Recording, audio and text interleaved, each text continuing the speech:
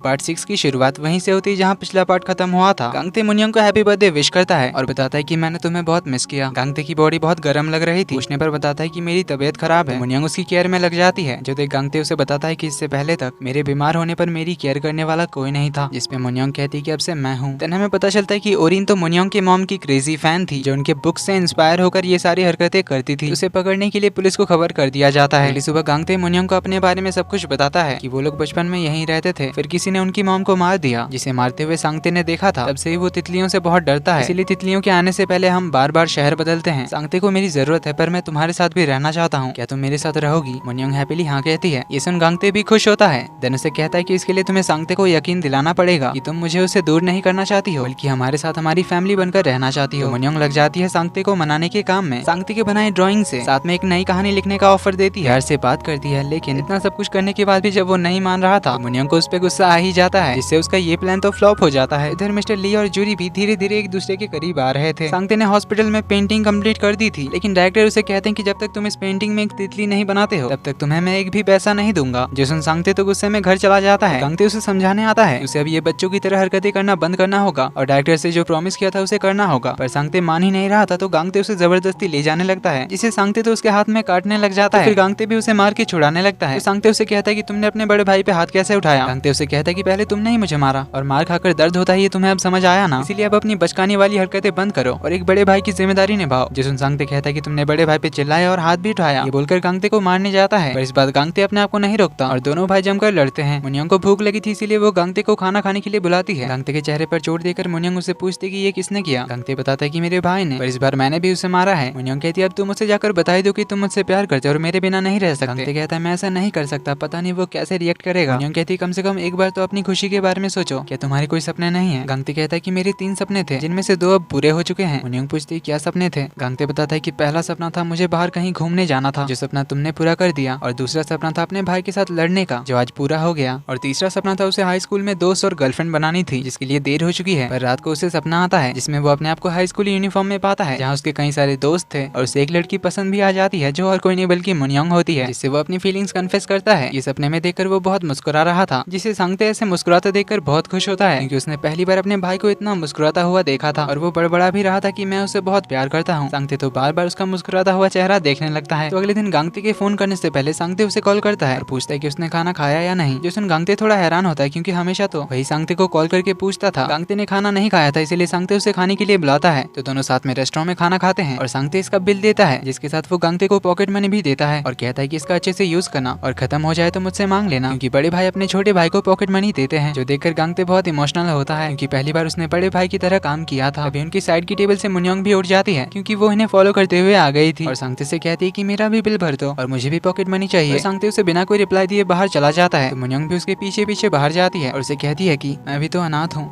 मेरा कोई परिवार नहीं है, मुझे पॉकेट मनी देने वाला कोई बड़ा भाई भी नहीं है। पर सांगते अपना हाथ छुड़ाकर आगे जाने लगता है। तो मुनियोंग चिल्लाकर कहती है कि मुझे भी तुम्हारे जैसा एक बड़ा भाई चाहिए। जो सुनकर भी सांगते सिर्फ अपने भाई को आने के लिए कहता है, लेकिन फिर वो मुनियोंग को भी बुलाता है। दोनों भागकर सांगते के पास चले आते हैं और तीनों एक दूसरे का हाथ पकड़ के घर आते हैं। तो गांगते और सांगते दोनों फिर से मुनियोंग के घर रहने आ जाते हैं। अगले दिन गांगते की छुट्टी थी, इसलिए वो इनके साथ बाहर जाना चाहता था, लेकिन मुनियोंग और सांगते तो अपने काम में इतने बिजी थे कि दोनों गांगते की बातों को इग्नोर कर देते हैं। इसीलिए वो टाइम पास करने के लिए अपने दोस्त के कैफे में आ जाता है, जहाँ सारी लड़कियां तो गांगते को ही देखे जा रही थी। तो जैसे उनकी फोटो खींचकर मुनियोंग को भेज देता है। ये देखकर मुनियोंग तो गुस्से में फुल स्पीड में कार भगाकर यहाँ पहुंच जाती है और चाकू की नोक पे गांगते को जल्दी से खाना खिलाती है और उन लड़कियों को वार्निंग देकर भगा देती है। फिर थोड़ी देर में कुछ बच्चे आते हैं जो यहाँ पे बहुत शोर करने लगते हैं, जिन्हें देख मुनियोंग कहती है कि मुझे बच्चे बिल्कुल भी पसंद नहीं है, इसीलिए मैं हमारा कोई बच्चा पैदा नहीं करूंगी। गांगते कहता है पर मुझे तो बच्चे बहुत पसंद है और वैसे भी माँ होना बहुत मुश्किल होता है। मुनियोंग कहती फिर तो मुझे बच्चे बिल्कुल नहीं चाहिए, क्योंकि फिर मुझे उनसे ही जेलस होना पड़ेगा। जो सुन गांगते तो हंसने लग जाता है। इधर डायरेक्टर सांगते को बहुत ही समझा बुझाकर उसके अंदर से तितलियों का डर थोड़ा सा कम कर देते हैं और सांगते को तितली ड्रॉ करने के लिए मना लेते हैं। इधर मुनियोंग और गांगते सुपरमार्केट आते हैं घर के लिए सामान खरीदने, जहाँ मुनियोंग उसे कहती कि अगर बच्चा तुम्हारे जैसा हुआ फिर तो कोई प्रॉब्लम नहीं है, तो चलो हम लोग अपना बच्चा करते हैं। गांगते उसे चुप कराते हुए कहता है कि पब्लिक में ऐसी बात नहीं करनी चाहिए, पर मुनियोंग तो जिद पे अड़ जाती है कि अब तो मुझे मेरा बच्चा चाहिए। वो जोर से चिल्लाकर कह देती है। तो गांगते उसे जल्दी से कैसे भी समझा बुझाकर घर ले आता है, और मुनियोंग तो वहाँ भी उसे बच्चे के लिए परेशानी कर देती है। गांगते उसे कैसे भी करके समझा बुझाकर सुला देता है। देन वो नीचे आकर थोड़ी साफ सफाई करने लगता है। अभी वो टेबल पर एक लेटर देखता है जिसके अंदर एक कागज के साथ एक तितली थी और उसमें लिखा हुआ था कि मैं जल्दी ही तुम्हारे लिए आ रही हूँ। जो देख गांगते को मनियोंग की फिक्र होने लगती है, इसलिए वो अगले दिन सांगते को लेकर डायरेक्टर के पास जाता है, जहाँ डायरेक्टर उसे उस रात के बारे में बताने के लिए कहता है। इस रात उसकी मॉम का मर्डर हुआ था। सांगते उन्हें बताता है कि वो अपनी मॉम के साथ रात में चलते हुए आ रहा था। अभी उसे एक बिल्ली दिखी थी तो उसे पकड़ने के लिए वो उसके पीछे गया था और वो जैसे ही वापस आया तो देखा किसी औरत ने उसकी मॉम के गर्दन पे चाकू मार दिया था और उसी औरत के कपड़े में एक ब्रोच था जिसमें 2 तितलियां बनी हुई थी। सांगते जिस तरह से 2 तितली वाली ब्रोच का डिस्क्रिप्शन देता है, उसे सुनकर गांगते को याद आता है कि उसने मुनियोंग के डैड के रूम में की फैमिली फोटो में मुनियोंग की मॉम के ड्रेस में सेम वही 2 तितलियों वाला ब्रोच देखा था, जिससे वो समझ जाता है कि उस रात उसकी मॉम को मारने वाली मुनियोंग की मॉम थी।